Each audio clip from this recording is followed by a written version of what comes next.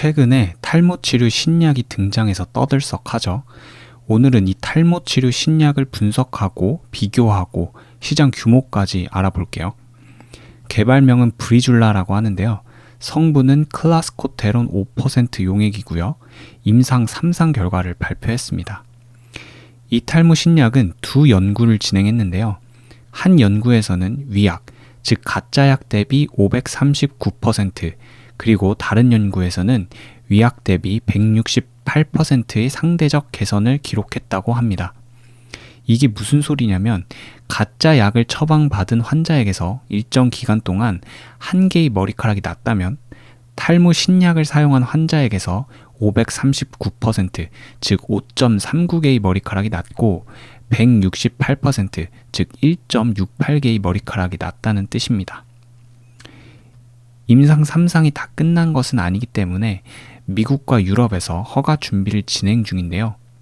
여기서도 1년은 걸릴 것이기 때문에 실제 제품 출시일은 2027년 이후가 되지 않을까 생각이 됩니다. 만약 추후에 미국 FDA에서 승인이 난다면 30년 만에 새로운 기전으로 승인되는 탈모약이라고 합니다. 이번 임상 3상의 결과는 6개월을 추적한 결과예요. 나머지 12개월 장기 안정성 및 지속성 추적 결과가 남았는데요. 이 부분은 26년 상반기에 결과가 나오게 됩니다. 회사에서는 자신감이 있는 것 같아요. 그도 그럴 것이 윌랩이라고 이 회사에서는 여드름 치료제를 이미 냈어요. 이게 클라스코테론 1% 용액이거든요. 이 윌레비에 있는 클라스코테론 용량을 늘렸더니 탈모에 효과가 있었던 거예요. 지금 윌레비는 이미 부작용 없이 잘 쓰고 있기 때문에 아마 특별한 문제가 발생하지 않는다면 임상 3상이 잘 진행되지 않을까로 추측하고 있습니다. 이번 탈모 신약은 외용액입니다. 먹는 약이 아니라 바르는 약이고요.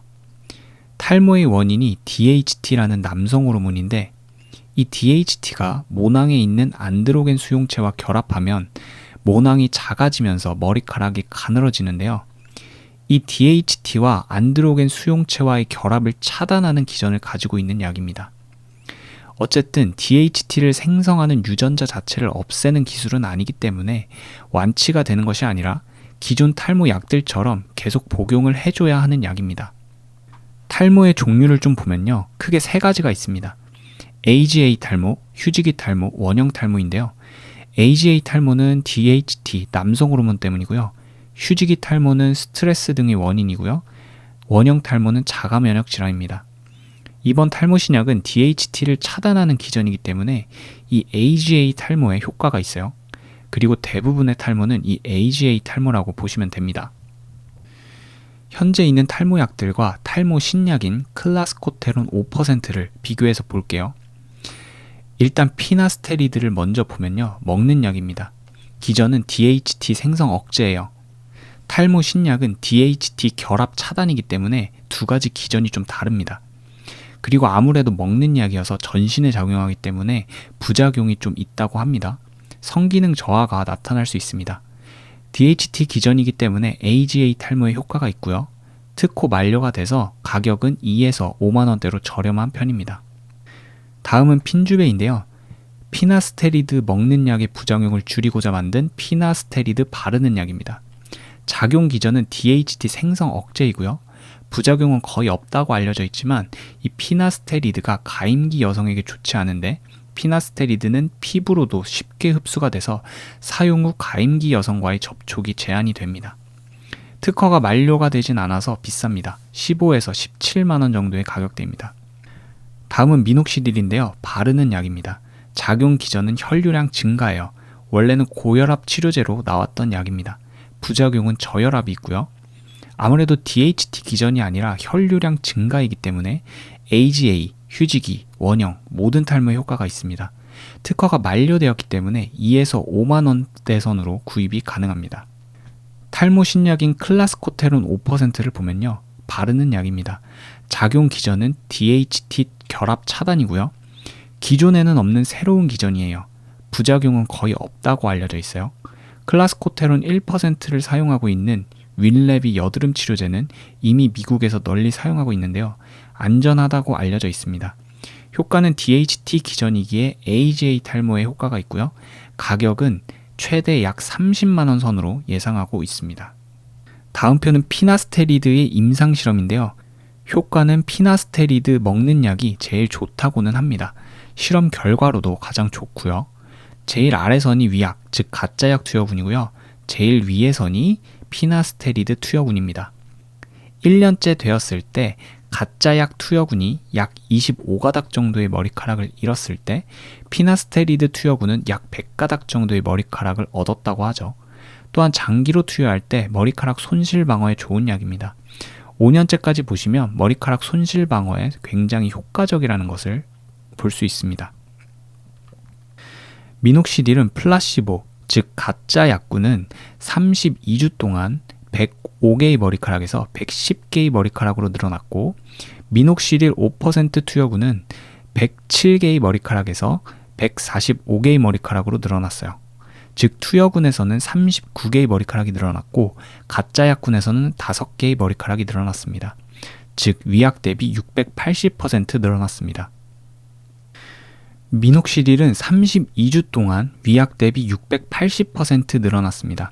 탈모 신약이 6개월, 약 26주 동안 위약 대비 539%, 168%의 성적을 냈는데요. 임상 결과로만 봤을 때는 탈모 신약이 미녹시딜보다 효과가 조금 더 떨어집니다. 그리고 특허 시작 단계라 가격도 훨씬 비싸게 책정되겠죠. 결론적으로 보았을 때 이번 탈모 신약은 탈모 시장에 혁신적인 변화를 가져오기보다는 기존 탈모약 시장에서 새로운 치료법이 하나 더 등장했다라고 보시는 것이 맞을 것 같습니다.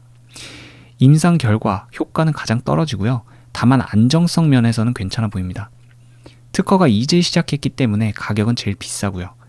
효과는 좀 떨어지는데 가격은 비싸다 보니까 시장에서 어떻게 받아들일지는 좀 미지수예요. 다만 작용 기전들이 다 다르기 때문에 병행해서 쓸 수 있다면 많은 시너지 효과를 볼 수 있을 것 같아요. 이 탈모 신약의 가장 좋은 시나리오는 병행해서 쓸 때 시너지 효과가 되는 거겠죠. 물론 아직 데이터가 없어서 병행해서 쓸 수 있을지는 지켜봐야 돼요. 또한 기전이 다르기 때문에 어떤 사람에게는 어떤 것이 더 효과적일지 사람마다 다를 것 같아요. 미녹시딜은 M자에 많이 효과가 부족하고 확장형의 효과가 좋다고 알려져 있는데요. 탈모 신약이 이것을 보완해 줄 수 있을지도 지켜봐야겠죠. 제가 좀 놀랐던 건 언론에서 탈모약에 대한 보도를 할 때 하도 엄청난 시장이다 하니까 시장 규모가 꽤 클 줄 알았는데 탈모 시장이 생각보다 규모가 많이 작았습니다. 물론 특허가 다 지나서 저렴해서일 수도 있겠죠. 글로벌 마켓 인사이트 자료인데요. 미녹시딜 시장 규모를 보면요. 2024년에 16억 달러입니다. 미녹시딜은 고혈압 치료로도 같이 쓰이는데요. 거의 탈모에 쓰이기 때문에 시장 규모를 그대로 봐도 될 것 같습니다. 다음은 피나스테리드 시장 규모를 보면요. 2025년에 1억 3천만 달러입니다. 굉장히 작죠. 피나스테리드는 전립선 치료에도 많이 쓰이는데요. 매출의 80%가 전립선 치료에 쓰이니까 사실 탈모에 사용되는 피나스테리드 시장 규모는 20%인 2,600만 달러 정도밖에 안 됩니다. 개인적인 생각으로 클라스코테론 5%의 시장 규모를 추정해 보았습니다. 피나스테리드는 임상 효과는 가장 좋지만 성기능 저하라는 단점이 명확해서 사실 사용에 부담이 있을 것 같긴 합니다. 그래서 시장 규모가 작은 것 같아요. 탈모 신약은 안정성이 있기 때문에 피나스테리드의 시장 규모보다는 크지 않을까 싶고요.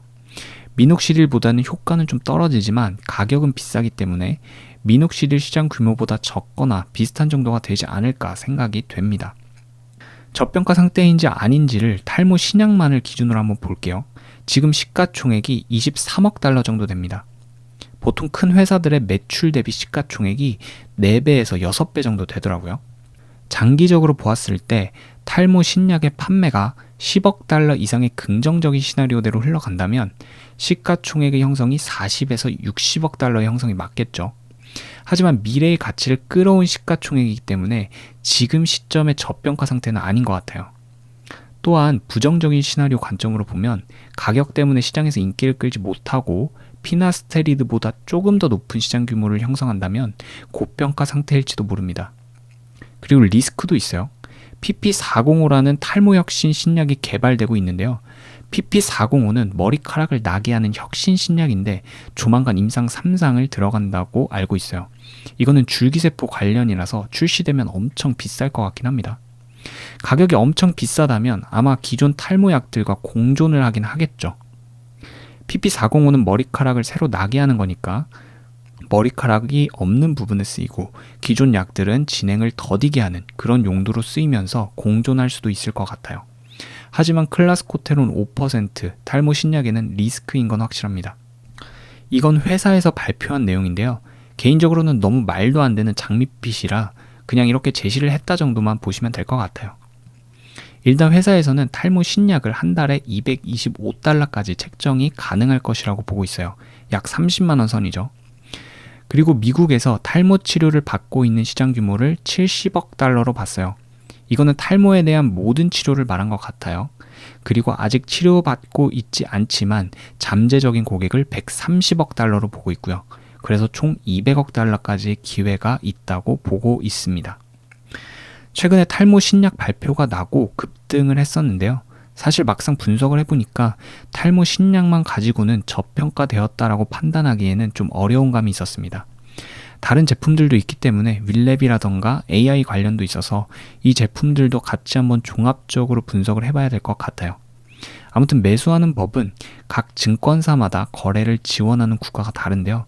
스위스 주식을 지원하는 증권사에 전화를 해서 거래를 하면 됩니다.